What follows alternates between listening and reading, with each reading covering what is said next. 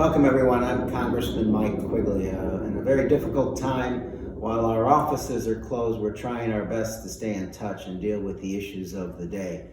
So we're starting a program where we're answering the most common questions and pushing them out directly toward you.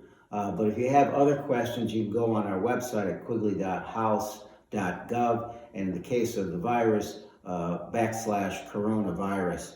You can also call our office in the district at 773-267-5926. Our other means of trying to stay in touch, in addition to social media, is we're having virtual community meetings with existing community organizations. And if you've got a group and you'd like to do this, please let us know. We're also doing some remote learning through some of the local schools beginning this week as well. Zoom and Skype. It's all part of the new equation. So we want to our best hope to stay in touch with you and solve the issues that you're having on an ongoing basis, or the new ones dealing with this virus. So, a couple of the most common questions. How do I know if I qualify for a stimulus payment? And if I do, when will I get it? Well, most Americans will qualify. Direct deposits have already started to take place. Mail checks will be sent in order based on the need. We encourage you to visit irs.gov/coronavirus to confirm your status. If you've earned up to $75,000 as an individual, you will qualify, filing jointly $150,000 and an additional $500 for each dependent child.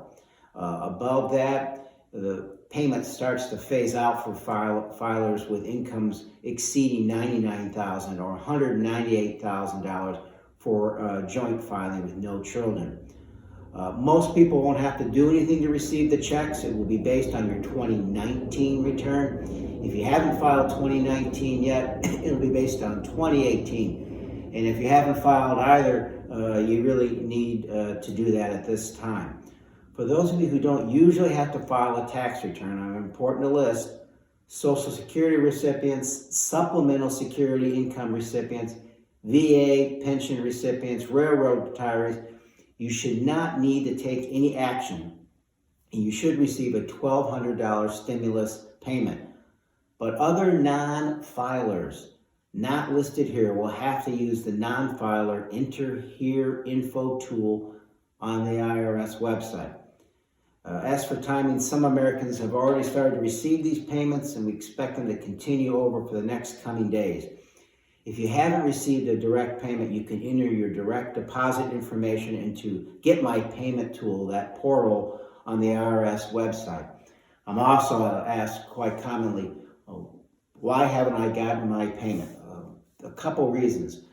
Most obvious is perhaps you don't qualify if your income's too high. We're also learning, unfortunately, that banks are taking up to 3 days to process this. I talked directly with the IRS commissioner about this, and we're working with the banks to speed that up. Also, if you haven't filed in 2018 or 2019, that is possible that you wouldn't have gotten your payment, or if you just recently filed. And if you're getting a paper check, that'll probably take a couple more weeks for most people to get. Next question. I'm an independent contractor / gig worker. We think of them as 1099 as well. I'm now unable to work as a result of the pandemic. Will I be eligible for certain unemployment assistance programs? Yes. We wrote that into the CARES Act to expand unemployment benefits. Regular unemployment benefits are going to be expanded and extended. So it'll be $600 more per week, and they'll last longer. So these rules will apply to gig economy employees and individuals unable to start a new job in contract due to the epidemic.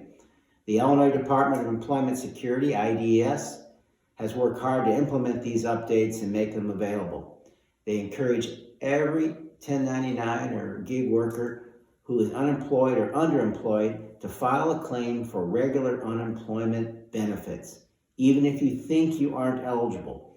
Receiving an ineligible determination for regular UI is necessary to qualify for these expanded benefits. Number 3, I own a small business being hurt by COVID-19 pandemic. How do I get help? There are a lot of resources out there available, including what we call PPP loans, EIDL loans, debt relief, employee retention credits, and a delay in payroll taxes. Here in Illinois, we did receive the statewide economic injury declaration, which means that small businesses are eligible for low interest economic injury disaster loans, EIDL, up to $2 million per business to help pay fixed debts, payroll costs, accounts payable, and other bills. Other businesses may be eligible for an economic injury disaster loan of up to an advance of up to $10,000. The advance does not need to be repaid under any circumstance.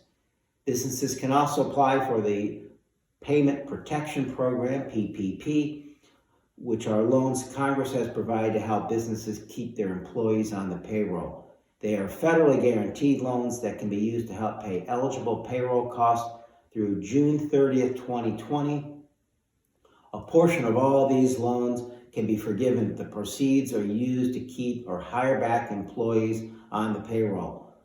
Small business owners can learn more about these options by visiting my website at quigley.house.gov/hashtag coronavirus, or by visiting sba.gov, the same coronavirus. Businesses should be aware, obviously, that these programs have just run out of money. I'm anticipating a call as we speak to come to DC to expand these programs and to refurbish these loans. You should be working with your local banks in the meantime. Get prepared, get in that queue. We're going to get back and get those programs restocked. And for those of you who didn't get in the first round, make sure your bank knows you want to continue and that they have you in line and that you don't have to reprocess. Additional question, what we're seeing in the news is the president has said that we're going to reopen the economy soon and that we have to. Obviously, we all want to reopen the economy as quickly as possible. But this is first and foremost a public health crisis. There's no hope of fully recovering economically until we get the virus under control. And it's extremely dangerous and irresponsible to say otherwise. When this economy moves forward, and it's based on public health facts, based on science, based on medicine, it will be phased back open on a staggered basis in a manner in which it will keep all of us safe.